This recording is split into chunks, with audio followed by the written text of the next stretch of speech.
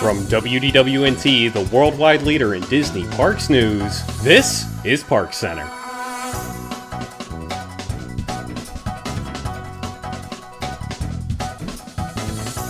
Hello there, everybody, and welcome to this week's edition of ParksCenter. My name is Ben, and joining me tonight we have Allison.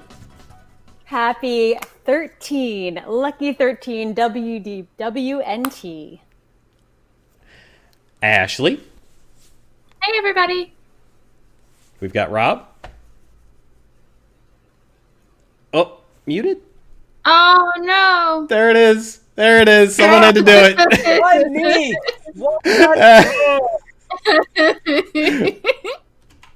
me? Move on. It's time to move on. And Okay. we've got Pete. Sivaco, 13 years, baby. Let's get this party started. So as those of you watching live probably already know, this is airing during WDWNT's 13-year anniversary live show where we're going to be going live for 13 hours straight. So this is a bit of a celebration for that, and a celebration of you folks for coming along for the ride for 13 years for some of you. So thank you for being here, and here's looking forward to 13 more, and hopefully nobody here has triskaidekaphobia. It's fear of the number 13. Fear of the number 13. Oh. Yeah. It's my big word of the day. And speaking of big things for today, we've had some big news from today. The Florida parks, people have been in them. Specifically, Pete has been in them. Pete, you just came from Magic Kingdom about half an hour ago? Like, how is it? I made this show by the skin of my teeth. I was at Be Our Guest legit at 7:14. I don't know how I'm here right now, but we did Nice. things Oh, my God. where man Did you and traffic fly? were broken. But here I am. I made it in time. That's all I'm saying. What do we want to talk about? I was at Animal Kingdom yesterday. All right, so the last 2 days have been cast member previews. And the way that works is that a cast member can register ahead of time, and they are allowed to bring 3 guests of their choice. So I was lucky enough to have a cast member friend, which again was a total surprise. Yesterday, I only had planned on being in the Magic Kingdom today. Yesterday, total surprise. I don't know if I'm allowed to say who, but let's just say certain Wigs member, friend, people that I love so much hit up me and Lauren and said, "Do you want to go to Animal Kingdom today?" And we were like, "Heck yes, we do." And they were like, "Be ready in 15 minutes," and we made it happen. So yesterday I was at Animal Kingdom from 9:30 until roughly closed. And then today I had another cast member friend bring me, Lauren, and it was a group of like 14 of us to the Magic Kingdom for cast member preview. And we were there from rope drop until literally about 45 minutes ago. Like I said, I left Be Our Guest at around 7:14. So it was a hike. But what do you want me to talk about? I mean, there's so much I feel like I can talk about. I know we have a limited amount of time. So I'd rather I got just lots like of take questions. or comments Yeah. or I whatever. was going to say, Yeah, like you can go how around many this people circle. are in the parks? How does it feel and to be in the parks? Is it empty? What's the situation? It was so empty. Well, I'll start with Animal Kingdom yesterday and also this morning. So I'm going to go with my initial reaction, which was yesterday walking into a park after being away for over 112 days. It was magical. Like we started getting emotional pulling into the parking lot and parking. There's a certain thing about Disney. It's weird. And first of all, they should always do parking like this, but the way they did social distance parking is that they were doing every other row to fill a row, but by the time you get to the end of the row, they knew those people were out of their cars, so they would still fill them in down the row, which makes total sense. I know Universal tried doing this. They were doing every other space, and then they were running out of parking. This is a genius way to do it. I think they should always do this. You don't bump into the car next to you getting out of your car. There's no people with strollers to take their time. It was genius. But anyway, the minute we got out of the car, we got emotional. We walked into the park. It was magical, especially walking into Animal Kingdom. There was a brand new entry, so it felt like a brand new trip. It felt like a vacation. It felt like a brand new place that we knew we visited, but it felt new, and there was this energy.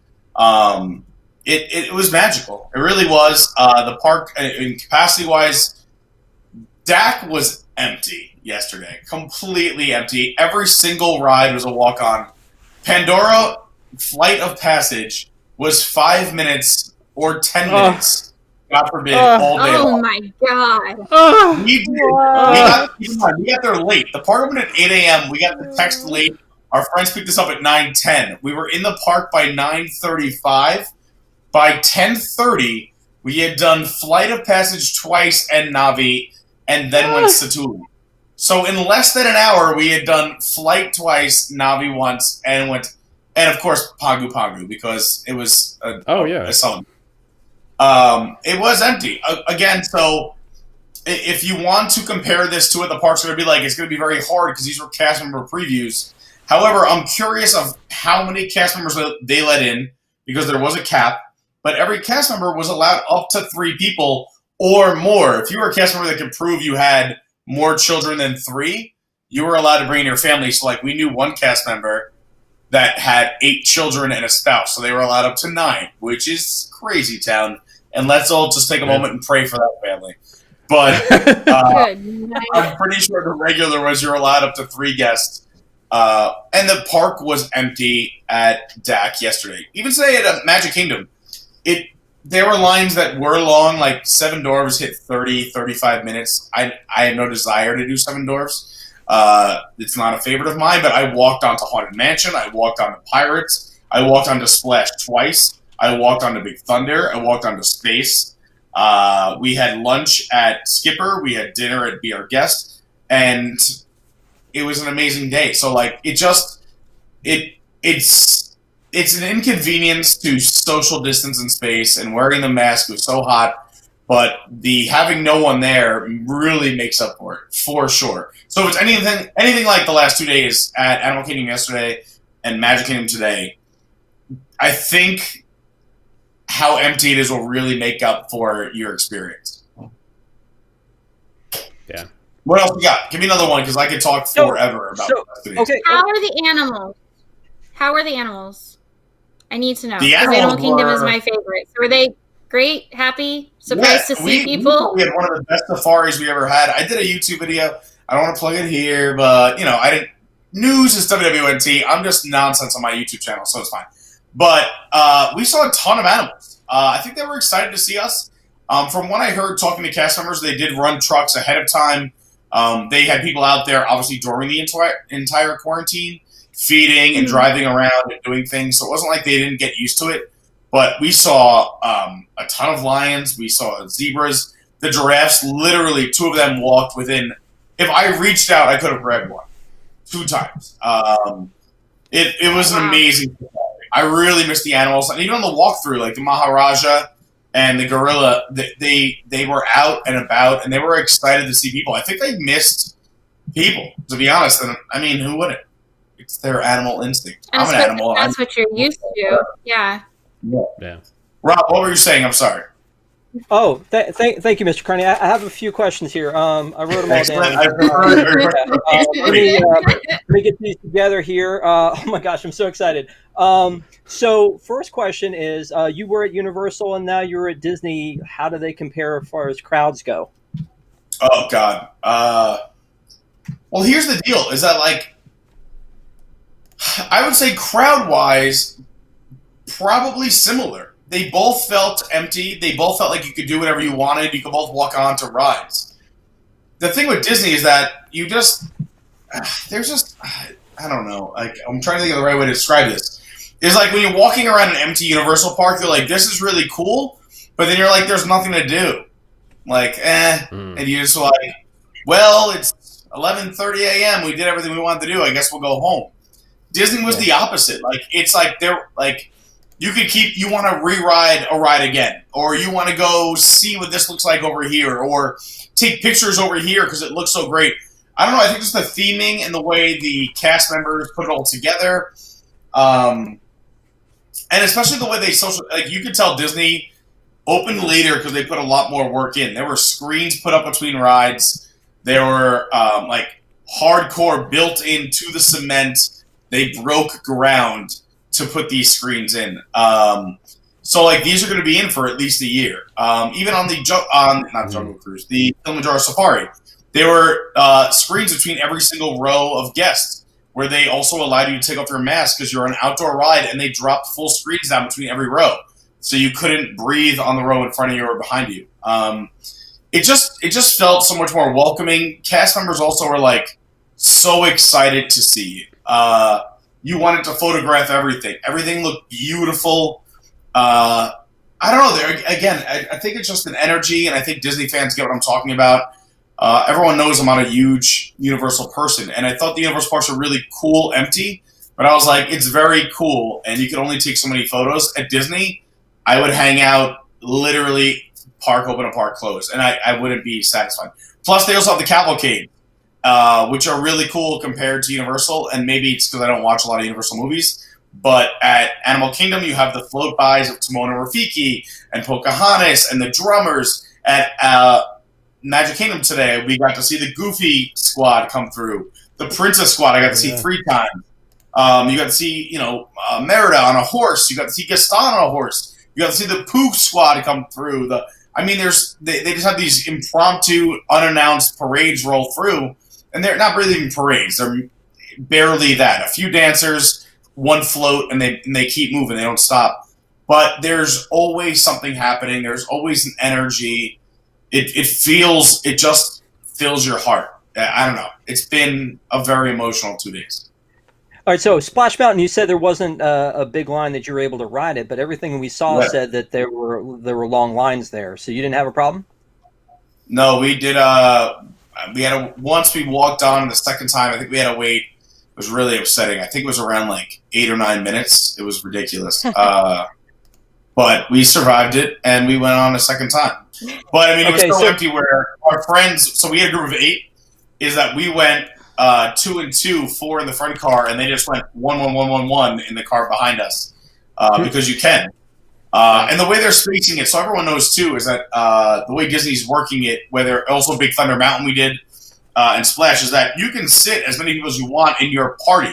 So if you're a party of 2, 4, 6, 8, whatever it is, then they space 2 rows and then the next party. So if on Big Thunder you're a row of 2, then they'll space 2 rows and do your next party. But if, let's say you have a group of 12, they'll put 12 back to back. So if you don't see the rows being spaced, that's probably why, is that they'll put your entire party together and then space 1 to 2 rows, depending how close the rows are on that particular attraction, and then the next ride. Also, they've been pausing to clean rides. I saw in person them stop and clean the dinosaur rides, clean the shells at Ariel.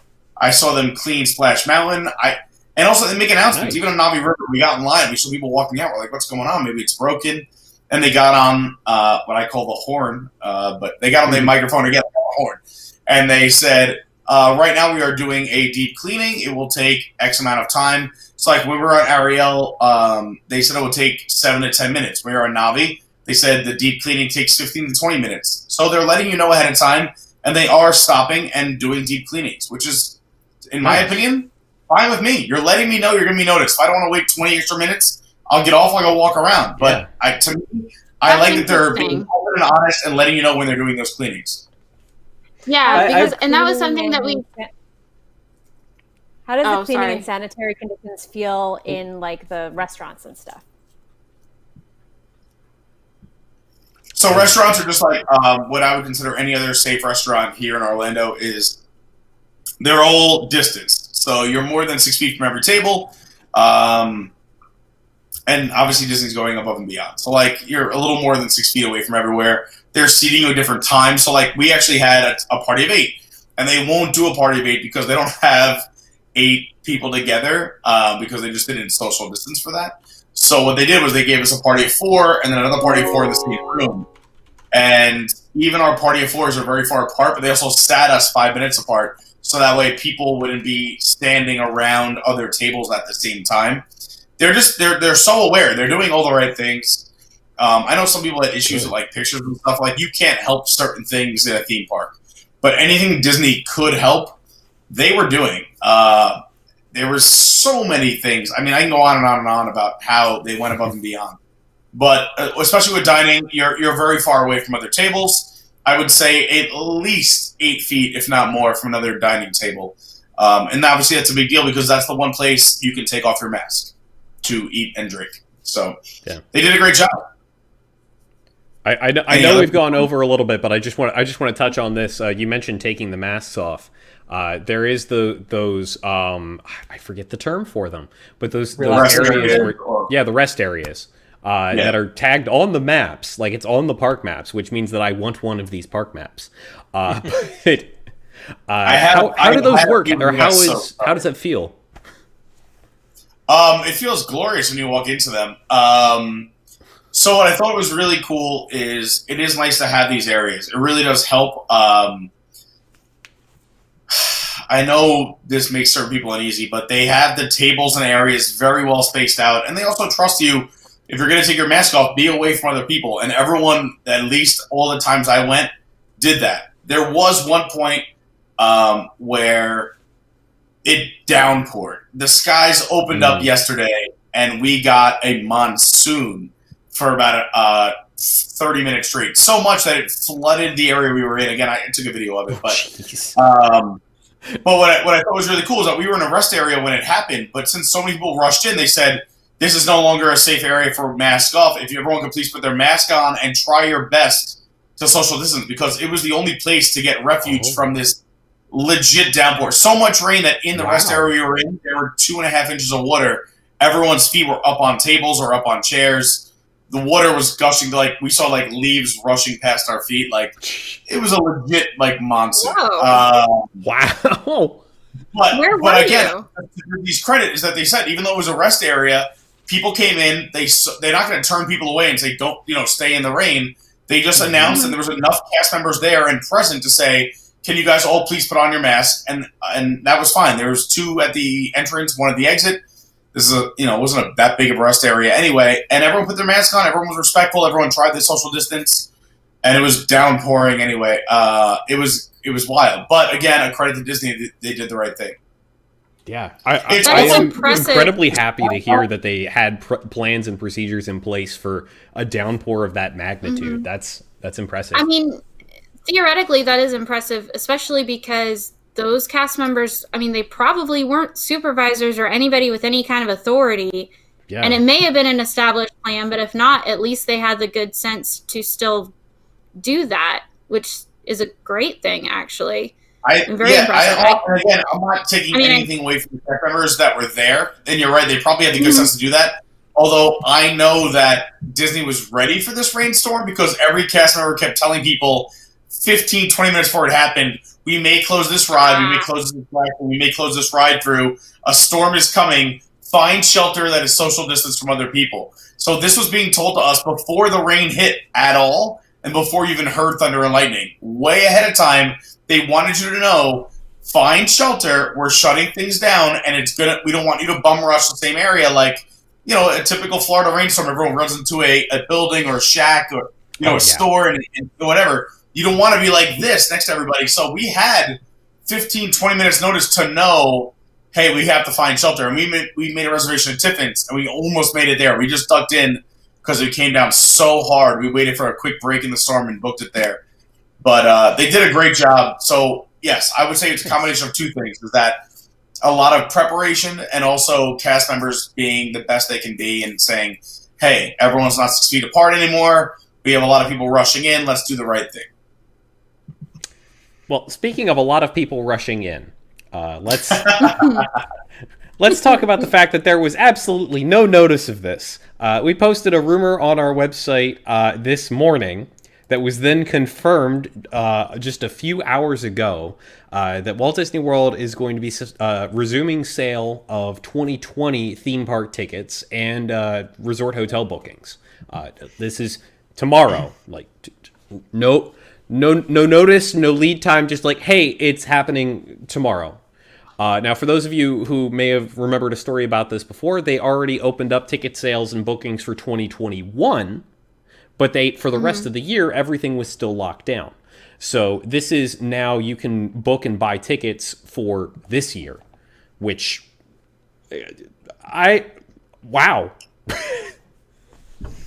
Yeah, it's weird to me that they would make this announcement before they actually had their first real day of being open. And I guess they know because of all the park reservations that they've made ahead of time and how many people have booked. And they've probably looked at it and said, okay, we can let a few more people in. But I'm really excited about this because I'm going to be down there, and I was actually planning on staying the first half off property and the second half in DVC, just because I don't have enough points to do both.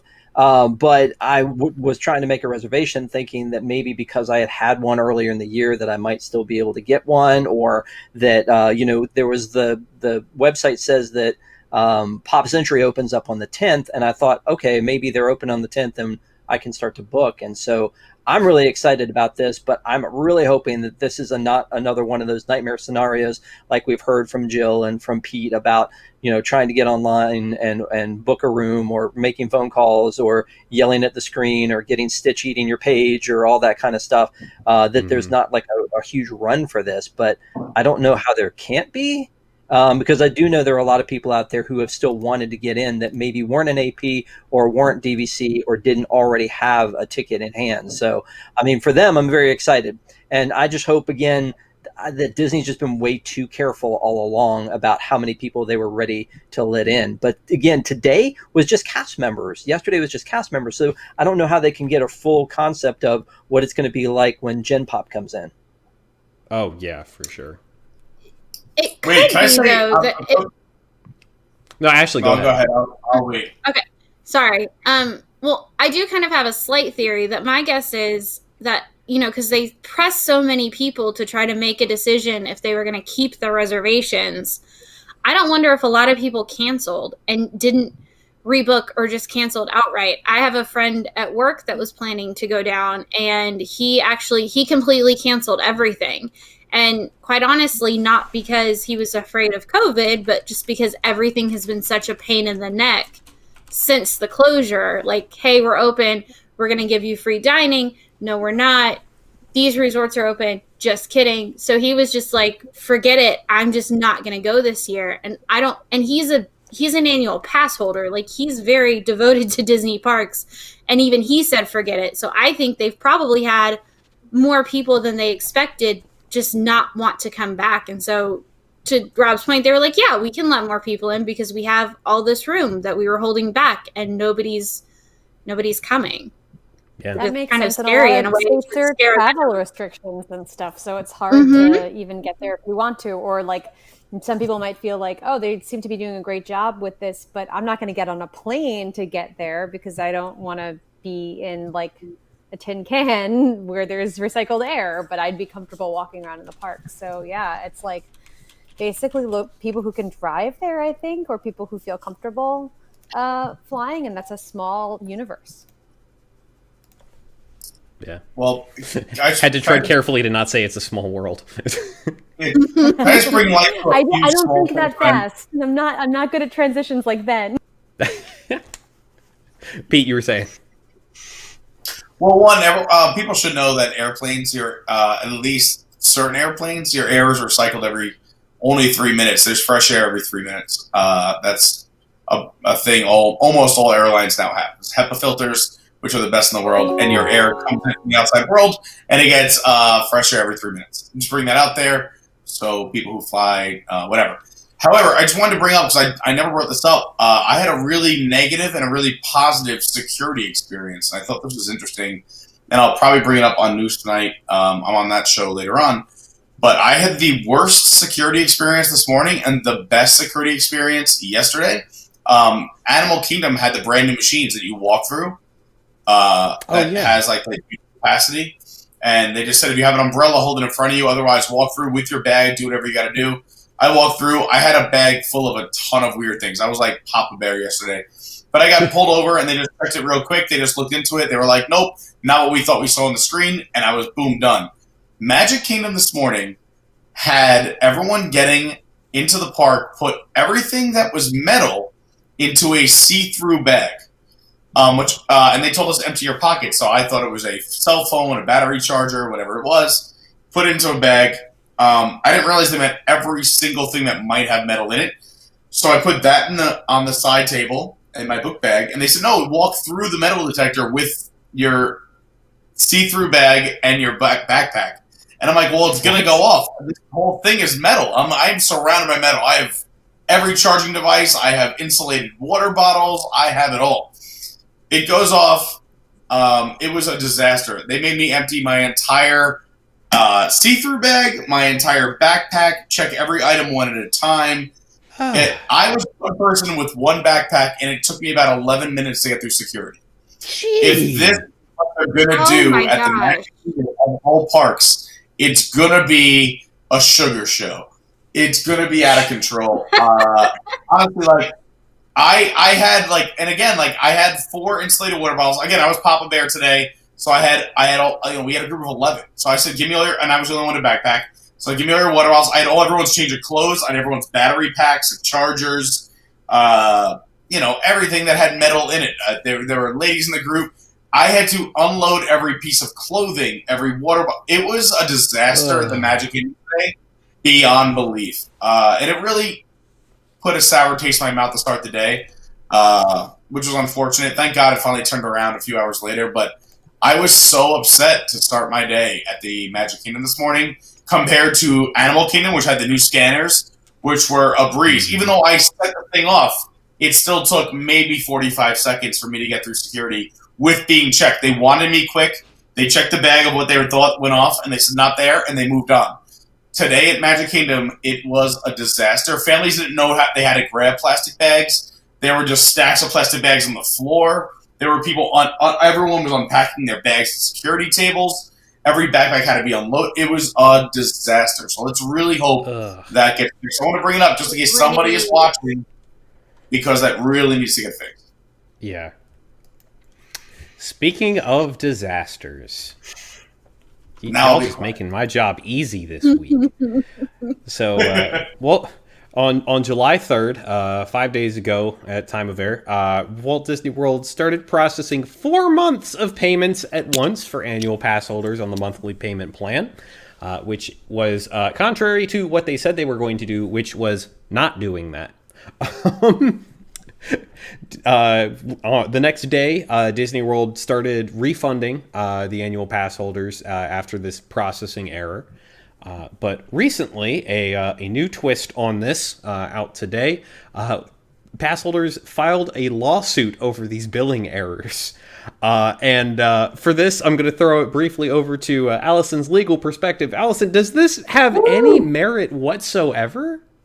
I think it absolutely can have merit, and it really depends on what the person's damages are. So for a lot of people, it wouldn't really matter if they have enough money in their checking account or whatever account is being withdrawn. But for some people, if you pull out all of a sudden $800 at one time, that could put people in overdraft. It could affect people's credit rating.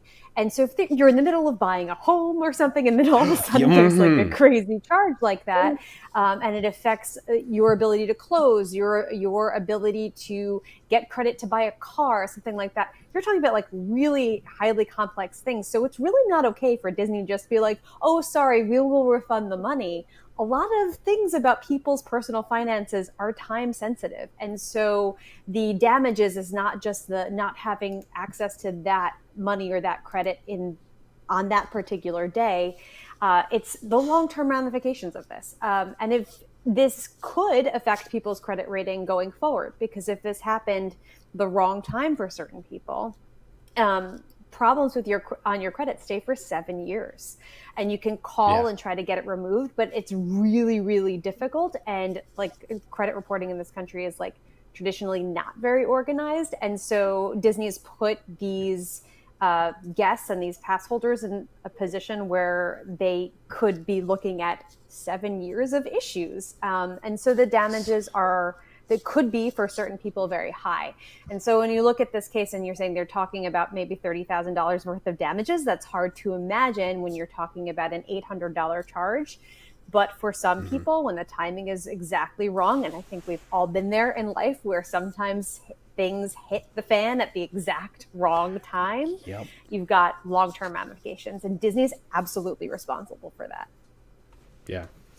This made no sense to me until you said in the middle of buying a house, and then it just immediately clicked of like, yep, that'd do it. I've been there. Yep. Gosh. I honestly hope that these folks get like whatever they deserve then from this, though, because like I will be entirely honest, I came into this super biased of just like this is a frivolous lawsuit that somebody going, wait a minute, that's not what they said, and I know a little bit of law, let's see if we can get something, to, oh no, you can probably, if you could prove those damages, you probably just suffered a lot of damage. I am so sorry, and I hope you get taken care of. And my guess is the attorneys that are taking this because they know that these are the exceptional plaintiffs where like really bad stuff is happening long term. They're not taking it just because someone owes a $15 overdraft fee or something like that. It's not worth the lawyer's time. It's a big deal. Can we just say, though, how disappointing it is that at the same token that this is not at all shocking from Disney IT lately? Like, I think that's the most depressing part. Like, I really hope that if this happened to these people, that they get everything that they deserve. I sincerely hope that didn't happen to anybody, though. But at the same token, when I heard it, I was like, that sounds about right, that they messed it up. And that, to me, is just, should be, I don't understand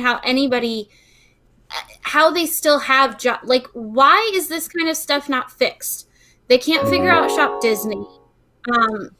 We've had multiple reports, even with people on the WDWNT staff trying to go in and order things on limited release days at Shop Disney and getting charged almost $1,000 for $20 worth of merch because they couldn't figure out what to do correctly and fix the website. So much to the point that they've stopped doing limited releases for the foreseeable future on the site because they can't figure out how to fix it, apparently. And it's so depressing that something that should be so integrated into the company and work so well is just such garbage. Listen, Josh tomorrow just took over. Give him time. You know how hard it is to tell your boss Bob he's doing it wrong all these years? He's got an easy way to give you like, hey boss, you ruined the system, I gotta fix it. He's got an easy way in. Like, hey, maybe we just make people not wait. Maybe we don't he doesn't have that much control over the tech side of things. I was going to say, I'm not blaming Josh at all. I am solely blaming Disney IT for this and for all of the other issues that they seem to continue to suffer over the past several months. Like, it hasn't gotten better. It has gotten progressively worse anytime Disney IT touches anything in the company. Yep. And that is very scary. WDWNT, what would Josh do? It's going to work out. It's going to be fun. Hey, can I throw one more thing in here, though? Like, this is kind of like the whole thing about, like they couldn't get Jimmy Hoffa on racketeering or murder or anything, and they went to get him on taxes. People have been talking about suing the AP program over, you took away our park hopping, but you're charging us the same. You're not giving us all the things you promised us. And this is something that is a legit, seemingly a legit case to do. So I think that it's been something we've talked about week in and week out on this show, Pressing Issues, and some of the others, that people are mad. Like, the pass holders are mad that they're not getting, they pay so much for a pass and they're not getting what they promised. And this is an opportunity, a legit opportunity to go, look, now I need some payback. Yeah. Guys, two things. One, Rob makes a great point. There were so many pass holders I talked to today that are so upset that we get one extra month, but yet you're giving us 3 days a month. Like, so many pass holders, especially during the upcoming months, like food and wine, would just go hang out at Epcot after work at night and go 3, 4, 5 times a week if you're a local pass holder, just to hang out, listen to the music, hit a booth, and just decompress. And now you're going to let us in 3 days out of a month, and you're going to give us 1 month as hey, it's okay. No, it's good. Something's going to happen. There's no way they get away with this. There's no way. We even have a Karen in the chat that's upset. Karen's upset when the Karens are... Hey! Don't pick on her. I love Karen. Shout out to Karen Porter, holding it down in the chat. That's all I'm saying. When the Karens are on our side, we have something. We have it going on. I'm sorry, her reaction in chat was, I didn't do it! It's pretty great.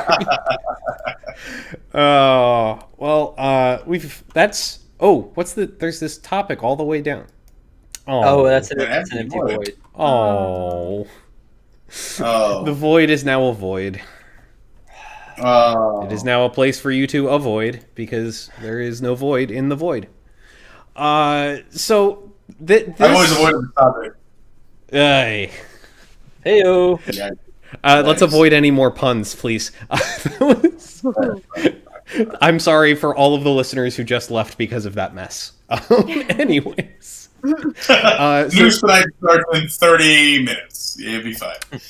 So the Void in Disney Springs was a VR experience where you and a group of friends could put on VR headsets and walk around in physical sets as well. Like there were actual like props and rooms and stuff like that.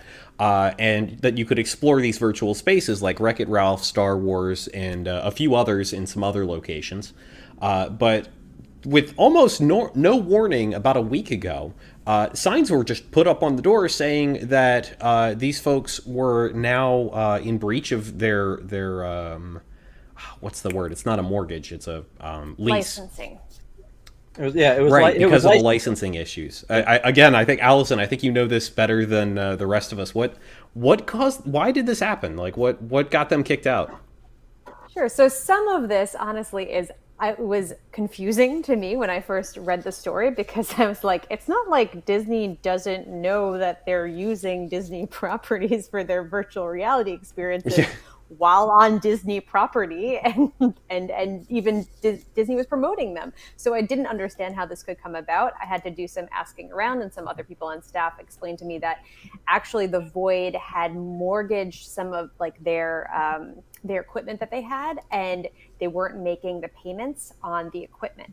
And so the company that they had mortgaged it to then overtook the Void, and so the Void no longer belonged to the Void. It now belonged to this other company, and the licensing agreement they had with Disney was non-transferable. So this new company can't use the Disney properties and operate, and so that's where the breach of the agreement came from, or the announcement that they could be in violation of the licensing agreement if this other company continued to use the properties. And that's where it all came from. And I had to do some digging, and I may have some of the details wrong, but that's more or less like the situation, because on its face, it doesn't really make sense.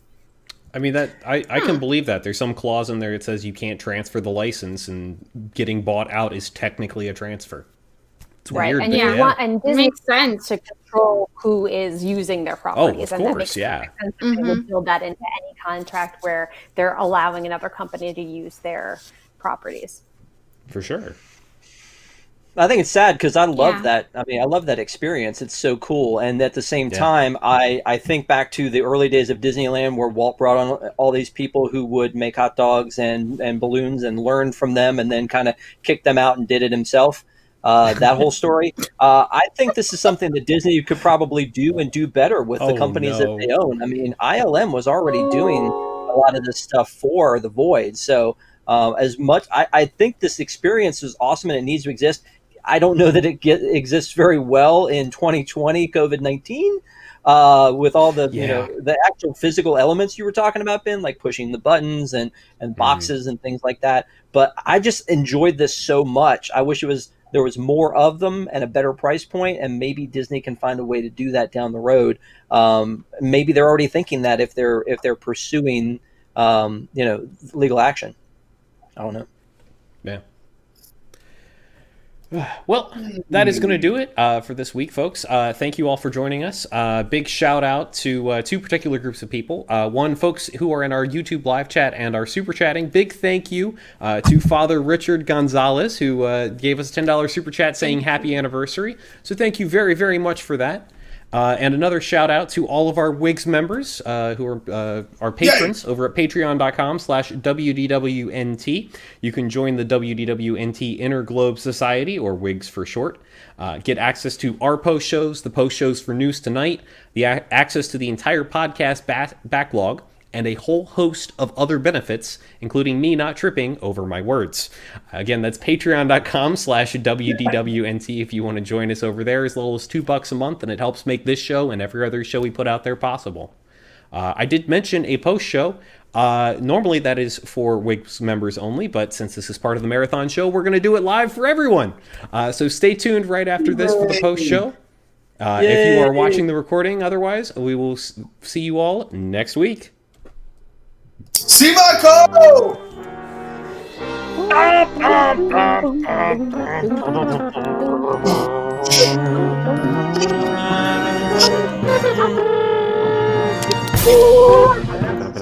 Shut up.